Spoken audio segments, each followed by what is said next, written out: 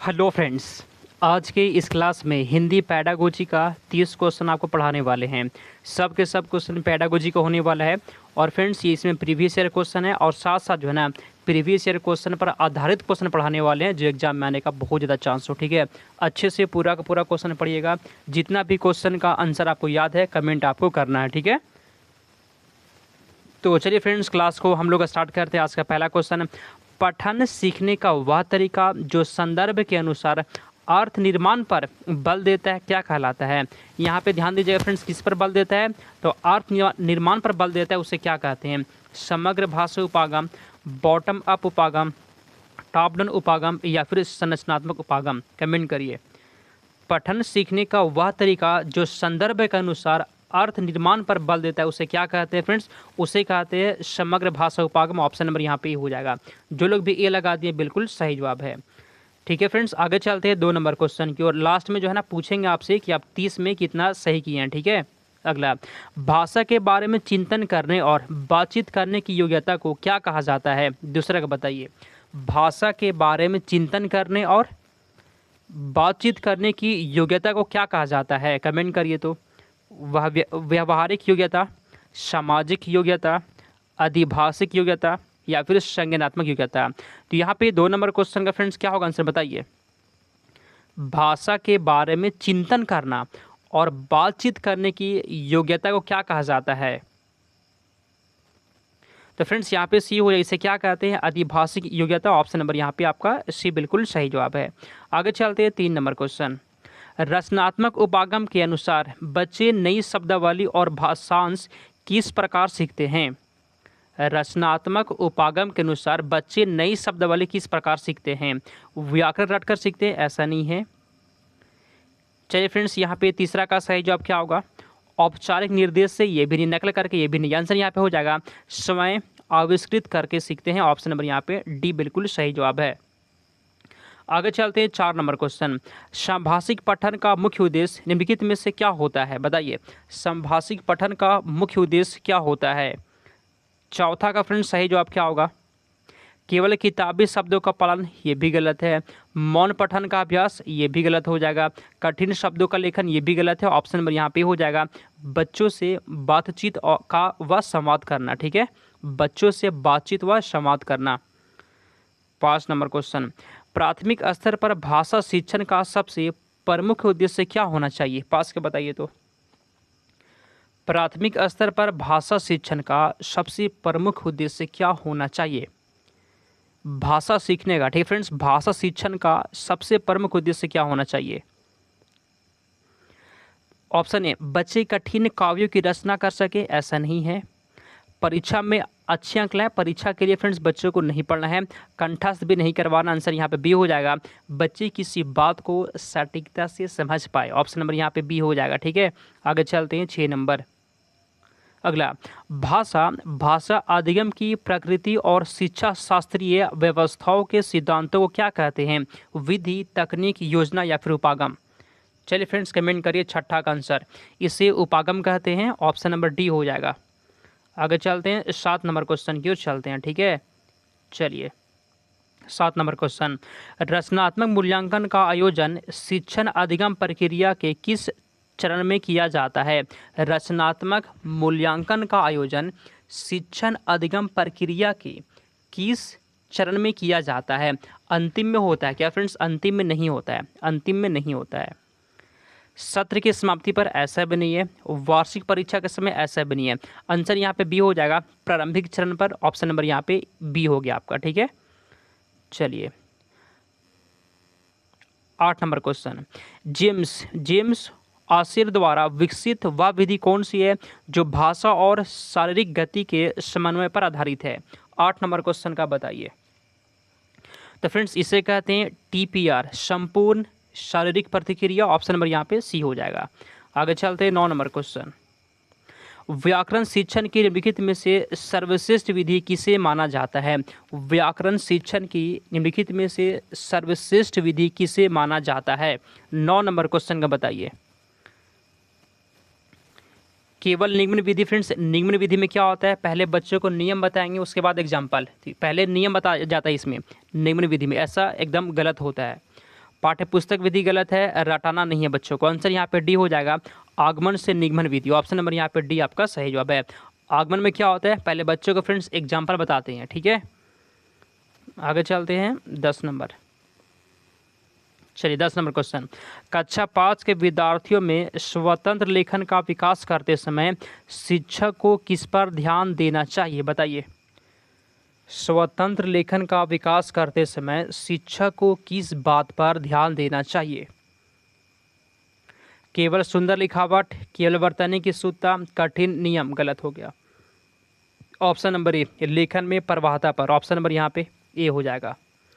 चलिए अगला क्वेश्चन 11, जब कोई व्यक्ति संपूर्ण पाठ की सबसे बुनियादी इकाइयों जैसे शब्दों से शुरुआत करता है तो क्या कहते हैं, बताइए।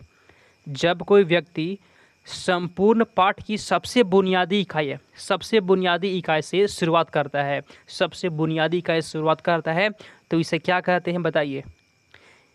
अच्छा क्वेश्चन फ्रेंड्स, बहुत बार पूछा गया, इसे कहते हैं बॉटम अप। क्या कहते हैं friends, bottom up processing. Option number यहाँ पे सी हो जाएगा, ठीक है।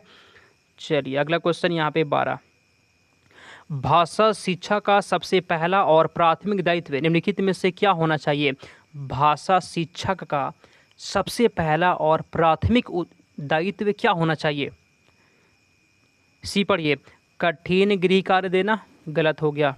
केवल व्याकरणिक परीक्षाओं का आयोजन करना। गलत हो जाएगा। अब बताइए 12 का सही जवाब क्या होगा फ्रेंड्स, बी पढ़िए, शिक्षार्थियों को संप्रेषणात्मक आवश्यकताओं को समझना। आंसर यहाँ पे आपका बी हो जाएगा।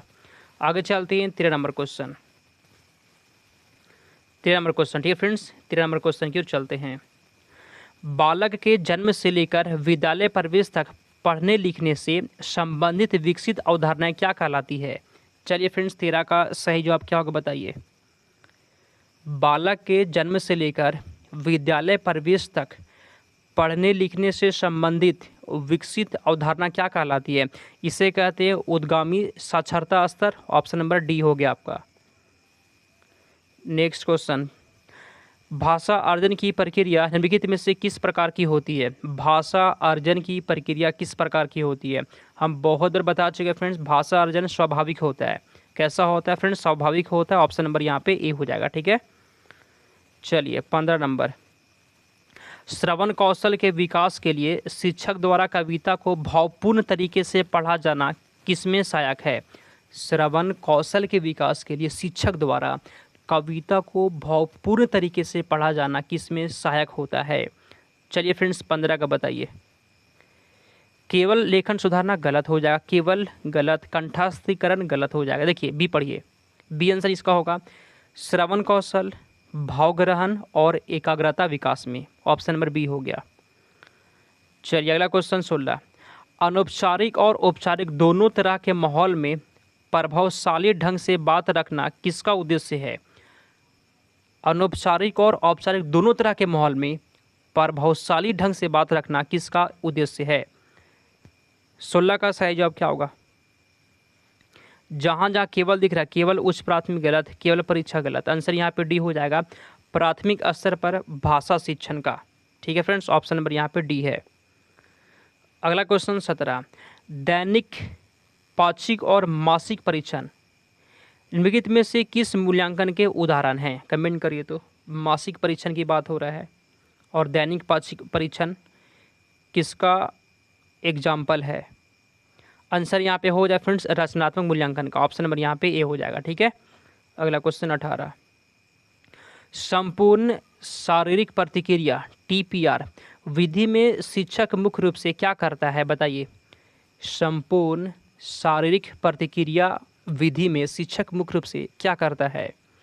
केवल बोर्ड पर लिखता है, बिल्कुल गलत हो गया। केवल व्याकरण का नियम पढ़ता है, गलत हो गया।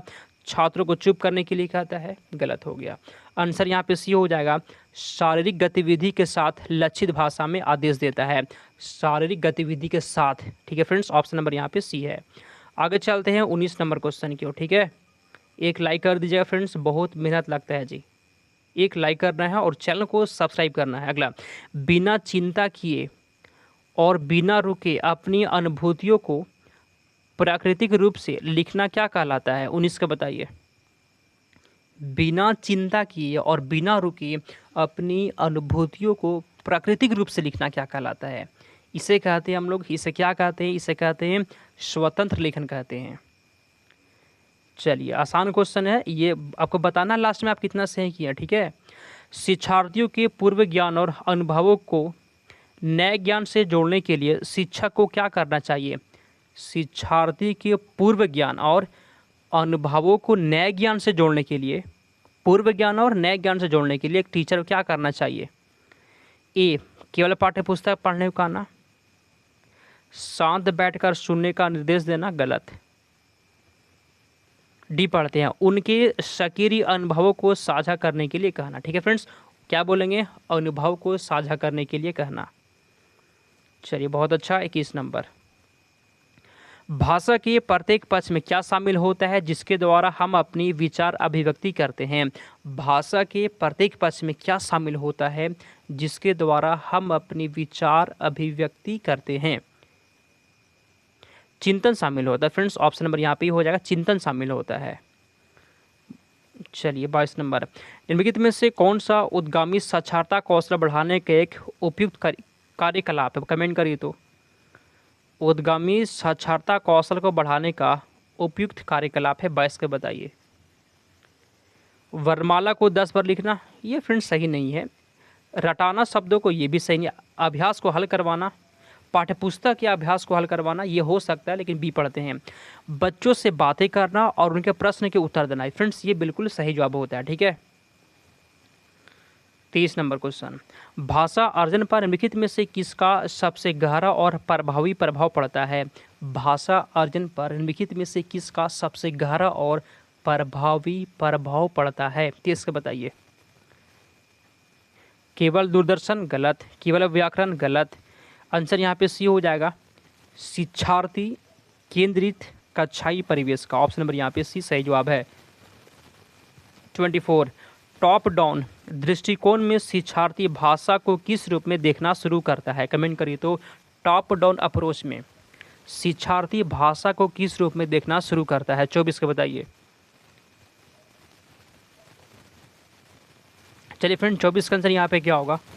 वाक्यों और वाक्यांशों से समग्र रूप में। ऑप्शन नंबर यहाँ पे सही है। ठीक है जी, वाक्यों और वाक्यांशों से समग्र रूप में। आगे चलते हैं, 25 नंबर, 24 नंबर हो गया ना, 25 नंबर क्वेश्चन। चलिए, अगला क्वेश्चन, भाषा ध्वनि प्रतीकों की वह व्यवस्था है जिसके द्वारा मनुष्य अपने विचारों को दूसरों तक कैसे पहुंचाता है? कमेंट करिए। मनुष्य अपने विचारों को दूसरों तक कैसे पहुंचाता है? 25 का आंसर यहाँ पे क्या होगा? केवल संकेतों के माध्यम से, बिना किसी माध्यम के। आंसर बोलकर या लिखकर स्पष्टता के साथ। ऑप्शन नंबर यहाँ पे सी हो जाएगा। ठीक है जी। चलिए फ्रेंड्स, ऑप्शन नंबर सी यहाँ पे सही जवाब है। 26 नंबर, भाषा शिक्षण में अध्यापक की भूमिका संप्रेषणात्मक आवश्यकताओं को समझने के अलावा और क्या है?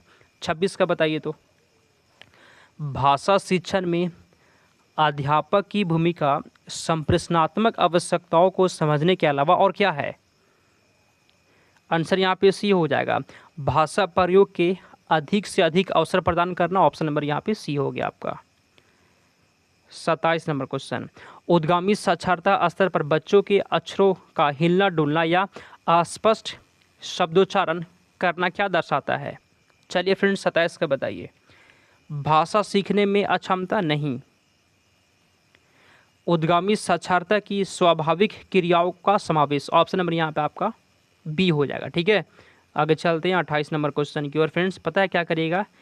सब्सक्राइब कर लेना है। ठीक है जी, यह क्लास आप सभी के लिए 1 बजे से होता है दिन में, तो 1 बजे हर रोज़ आपको आना है। अगला, भाषा अधिगम का दार्शनिक आधार किस प्रकार की प्रक्रिया को स्वीकार करता है? 28 के बताइए। भाषा अधिगम का दार्शनिक आधार किस प्रकार की प्रक्रिया को स्वीकार करता है? कि फ्रेंड्स, यह एक जो है ना नियमबद्ध प्रक्रिया होता है। ठीक है जी। 29 नंबर, अधिभाषिक योग्यता का सीधा संबंध निम्नलिखित में से किससे स्थापित किया जा सकता है?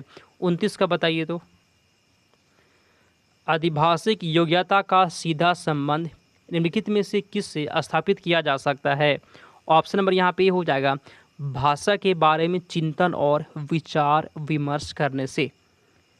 चलिए लास्ट क्वेश्चन यहाँ पे है, श्रवण कौशल को विकसित करने का प्रमुख आधार निम्नलिखित में से किसे माना जाता है?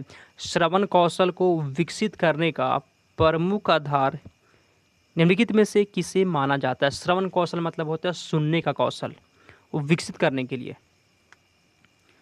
सी पढ़िए, उच्च शुद्ध उच्चारण, गति और भावपूर्ण वचन को। ऑप्शन नंबर यहाँ पे सी हो जाएगा। ठीक है, 30 क्वेश्चन पढ़ा दिए फ्रेंड्स। 30 में से आप कितना सही कर दिए हैं और क्लास कैसा लगा?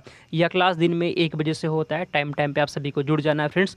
चलिए हम लोग क्लास को समाप्त करते हैं और मिलते हैं अगले क्लास में।